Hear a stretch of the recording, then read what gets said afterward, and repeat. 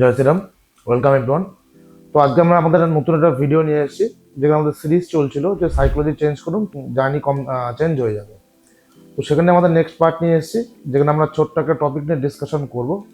টপিকটা ছোট হলেও কিন্তু আপনাদের ট্রেডিং সেশনে বা ট্রেডিং লাইফে একটা বড় ইম্প্যাক্ট ফেলে। তো আজকে আমাদের যে টপিক অফ ডিসকাশন থাকছে, that is round figure profit booking. Round figure মানে, যেমন আমাদের একটা ইন জেনারেল টেন্ডেন্সি থাকে যে 2600 প্রফিট যাচ্ছে 3000-এ বুক করব, বা 3800 যাচ্ছে 4000-এ বুক করব। তো এই যে রাউন্ড ফিগার প্রফিটগুলো খেয়াল করে দেখবেন, প্রফিটের মুখে গিয়েও মার্কেট ফিরে আসছে। যেমন 130-এ এন্ট্রি নিয়েছি, 146 যাচ্ছে, 150-এ এক্সিট করবো, বা 150-এ নিয়েছি, 168 যাচ্ছে, 70-এ এক্সিট করবো।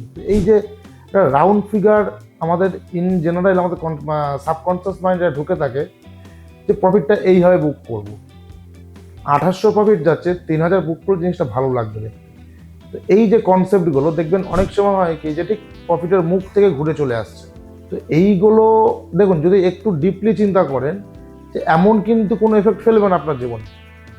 3000 প্রফিট বুক করার 2800 প্রফিট বুক করার সেম জিনিস, 200 টাকার আমরা আপ অ্যান্ড ডাউন। আপনি 200 টাকা চক করে দেখবেন প্রফিটটা অনেক সময় বেরিয়ে যাচ্ছে।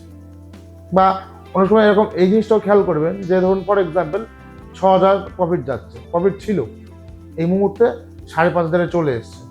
আপনি কি ভাবছেন যে না, আবার 6000 প্রফিটে যাক, আমি বেরিয়ে যাব। তো এই জিনিসটা দেখবেন অনেক ক্ষেত্রে হয় কি, মানে ক্লাসে বহু ক্ষেত্রে দেখেছি যখন কথা হয় ছাত্রদের সাথে, যে স্যার 42,000 প্রফিট চলছিল, 36,000-এ চলে এসছে, 42,000 যাক, আমি বেরিয়ে যাব। কেন?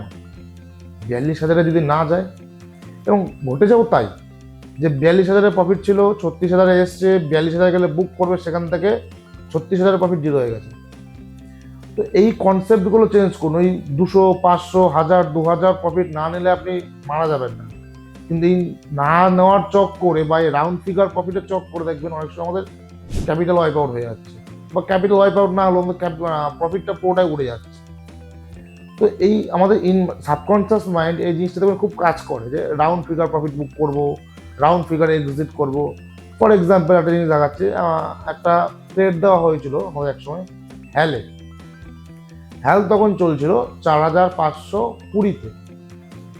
আমি এন্ট্রি দিলাম যে 4504-এ এন্ট্রি নাও।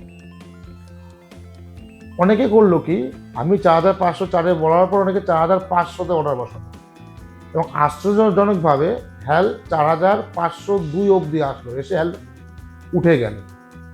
এবার যারা প্রপার কথা শুনেছে তারা ট্রেড পেয়েছে, যারা রাউন্ড ফিগার করতে গিয়ে কেউ আর ট্রেড পায়নি। তো এই জিনিসগুলো অনেক সময় হয়, এই যে রাউন্ড ফিগার অনেক সময় শর্ট করার জন্য লোকজন বসে থাকে।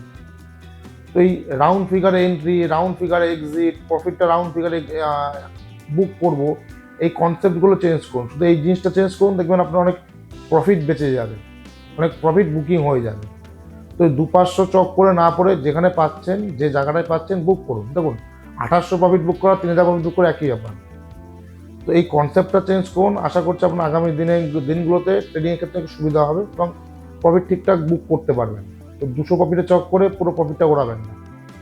তো ভিডিওটা যদি ভালো লাগে অবশ্যই লাইক করবেন, কমেন্ট করবেন। যারা ট্রেডার বন্ধুরা আছে, যারা এই ধরনের প্রবলেম ফেস করছে, তাদের সাথে অবশ্যই শেয়ার করবেন।